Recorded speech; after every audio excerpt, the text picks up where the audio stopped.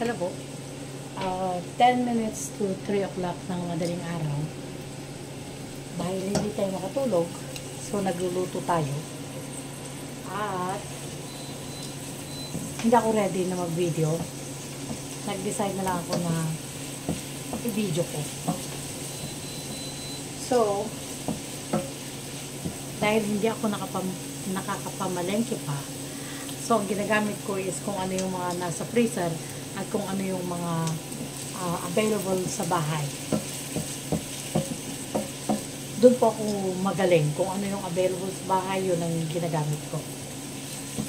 So, ngayon, gagawa tayo ng rice. Ay may available na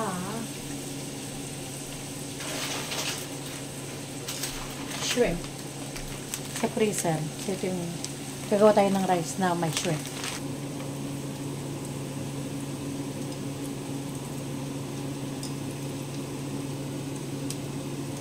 Okay.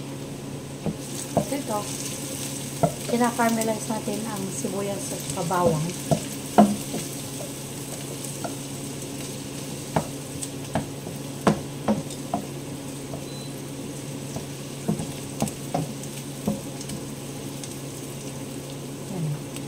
Sibuyas sa bawang po lang po to. And then, maraming mga kamatis sa refrigerator, so gamitin natin. Kung walang kamatis, pwede ang tomato sauce, tomato paste. Ginagamit ko.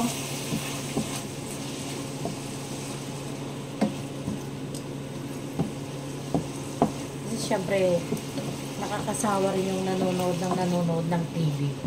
Kaya, since hindi ako makatulog, bumangon na lang magluto. Hilig sa maanghang ang mga tao dito sa bahay.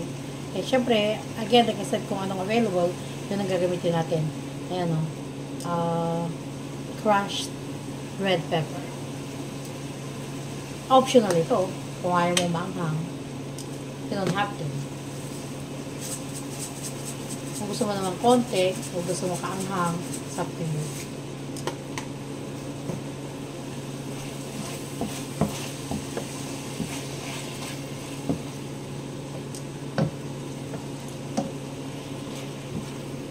Kita niya naman, diba? So yan, hanggang maluto ang kamatis.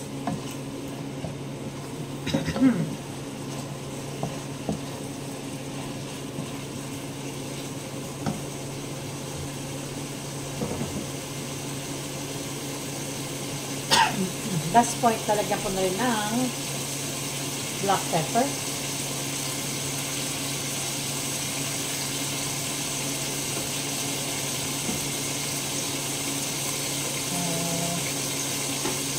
Konting asin.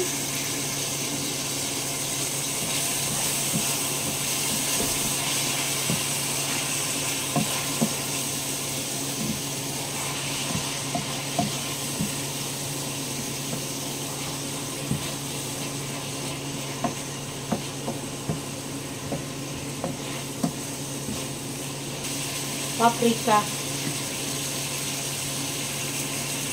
Kung ayaw niyong lagyan ng paprika, okay lang.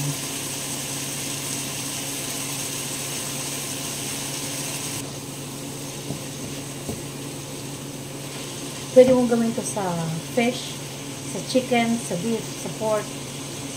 Kaso nga lang, dahil meron naman akong pork sa freezer, pero dahil bigla kong naisip na magluto, kaya hindi ako makatulog, ito yung shrimp na lang.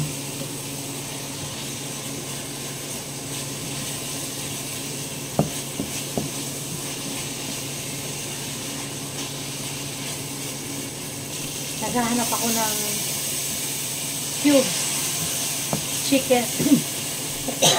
sorry. Ito yung sili. So yan.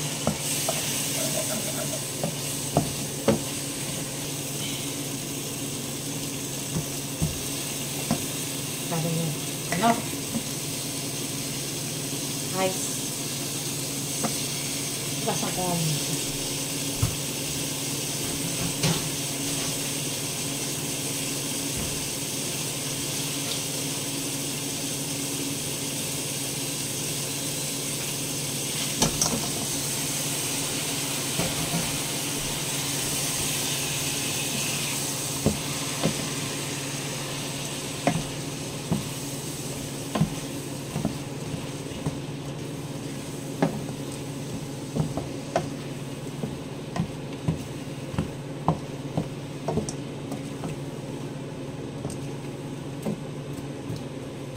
sa pag ganito na siya. Yan. Ilalagay ko na yan ng rice. Tapos, pag ganito na siya, ilalagay ko na yung rice. Pero yung rice po, nilaga natin ng half cook. Ito yung rice natin. Nilaga po lang natin yan ng half cook. At usually, ang ginagawa ko is, pag ganito na, 1/2 cook na yung pag chicken, pag 1/2 cook na yung chicken, o kaya yung pork, 1/2 cook na. So, ang gagawin ko, ilalagay ko na yung half cook boiled rice dito, and then I'll put it in the oven. Pero dahil ito po ang gagamitin natin, dito tayo magbe-bake.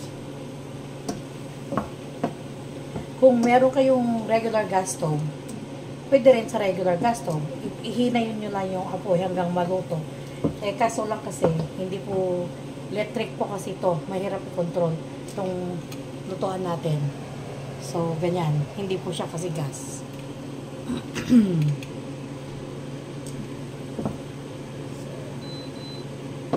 Tikman natin.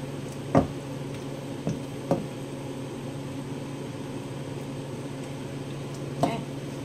Wala ng salt. Maanghang.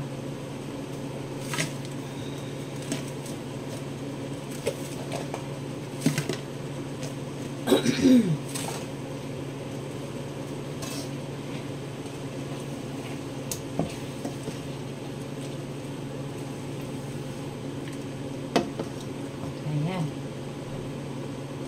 So, pag ganito na po, ililipat natin siya. Okay na to.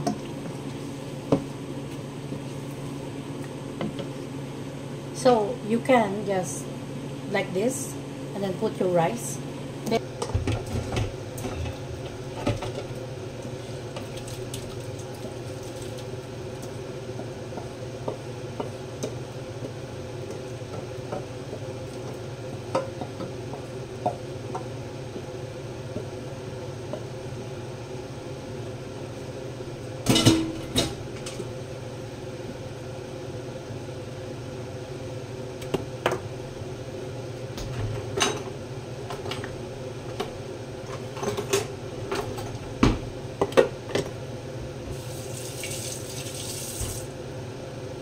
Gusto ko lang yan siya ng black beans. Kasi, may black beans. Kahit anong gusto niyo ilagay na gulay. Pwede. Kung ano yung available sa bahay.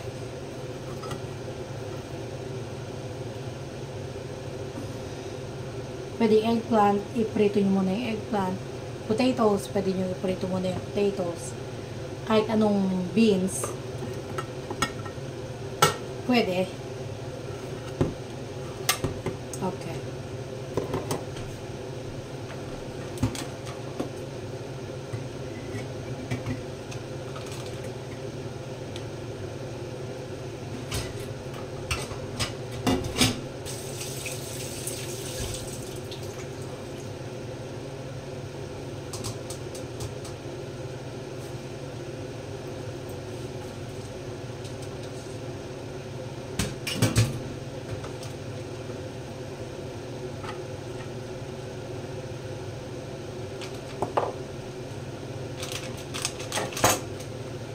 Gusto kong lagyan ng gata. Again, this is optional. You don't have to put the gata.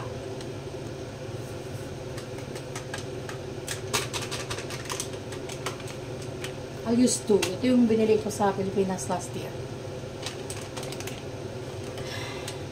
Fresh gata, pwedeng mas magandang gamitin.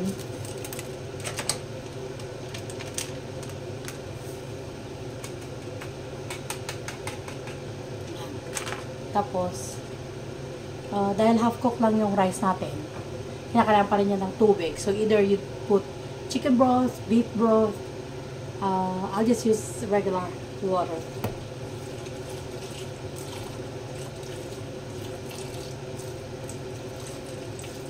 Tansyahin nyo na lang. And then, ang ating half cooked rice,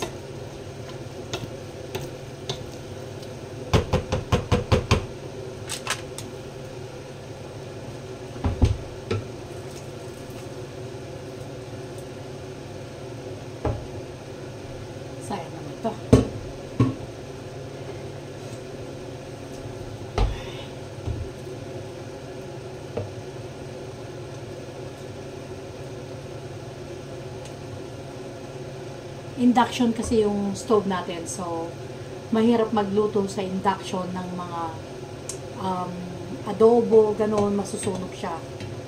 Rice, ganon. Kaya, either sa oven ko gagawin pag gumagawa ko ng ganito, or dito sa ating Ninja Pot, na pwede siyang maging oven, slow cook, steam, bake. Ayan.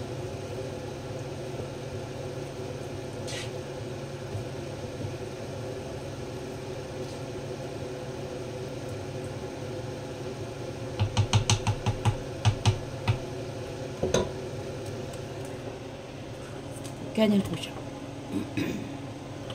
Ngayon, kung gusto nyong maging red yung kulay, you use tomato paste. At huwag kayong gagamit ng gata.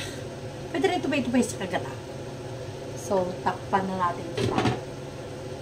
And then, saksak na natin. Alright.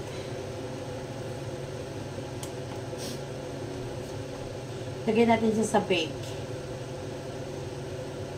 350, i-adjust ko lang siya ng 320. Ay, temperature, i-adjust ko lang siya ng 300. And then, start. Pero yung time natin, I would suggest like 1 hour. Again, depende kung ano yung niluluto mo. Kung pork, kung chicken, shrimp lang naman to. Pero because it's rice, basmati rice yung gamit natin. So, gawin natin na 1 hour. Yun. And then, kaya gusto ko sa mga ganitong pinaglulutuan, kasi hindi mo kinakailangang bantayan. Check mo na lang. And then, habang ginagawa mo yan, kung may party ka, pwede kang magluto ng others. Kung ano yung pwede mong i-oven mo. And then, habang ginagawa natin yan, alright, pwede na tayong mag-clean up. Yan. Mahilig po ako ng African food.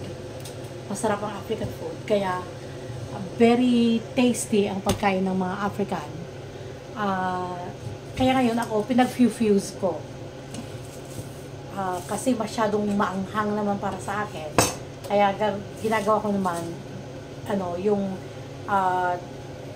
kinokonti ko lang yung sili, ganon. At syempre, mga kasama ko sa bahay, kinakailangan i-adjust mo, may konting hint of African, pero i-fuse mo pa rin yung Filipino, para nang sa ganon is, yung mga hindi adventurous sa pagkain, kagaya ng mga kasama ko dito sa bahay, hindi sila adventurous. Kasi pag African kasi, ang mga pagkain nila, mga meat nila, hinahaluan nila yan ng smoked fish. Yung mga galing sa tabang ng mga isda, ini-smoke po nila yon. And then, hinahalo nila, maghalo sila ng konti sa meat, sa chicken man or ano man yan. Kaya nagbibigay yun ng different flavor yung smoked fish na ihahalo mo sa meat. So, ganun po ang African style, and I really like it. But however, again, like I said, hindi lahat adventurous pagkain. Kaya pag lulutuin ko na dito sa bahay, i-adjust ko na yan. Yung lasang Pilipino na siya, pero at the same time, meron siyang twist na pwedeng kainin ng mga kasama sa bahay. Ayun.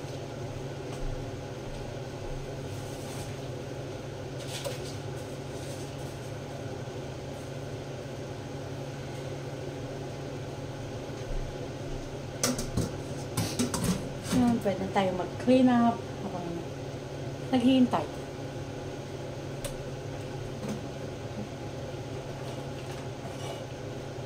Na makatulog tayo.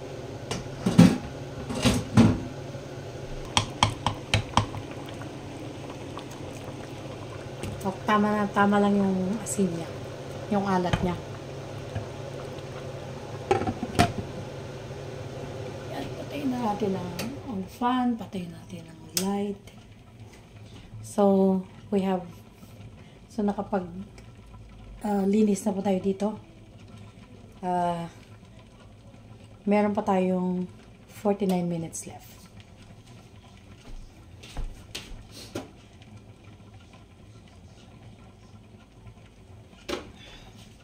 So, pwede na tayong bumaba. Pwede na tayong matulog. Kung hindi pa tayo makatulog, balikan natin after 49 minutes. And I'll show you guys kung ano yung itsura ng ating shrimp rice.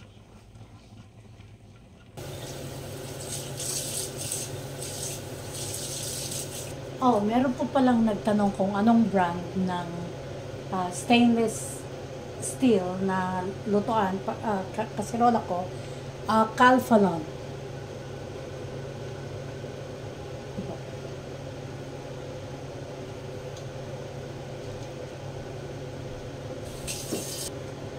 And of course, I like cooking with,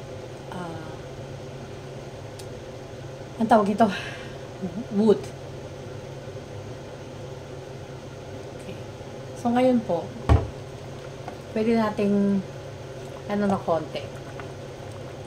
Wag mong i-mix. Kumaga pumunta ka lang sa ilalim and then you just lift it up. Let me show you what I mean. You know, ganun lang. Para lalalim lang yung tubig niya. Ayan. Nag-i-steam pa. Okay. Ito po. We have 5 minutes left. So, this is how your rice gonna be looking like.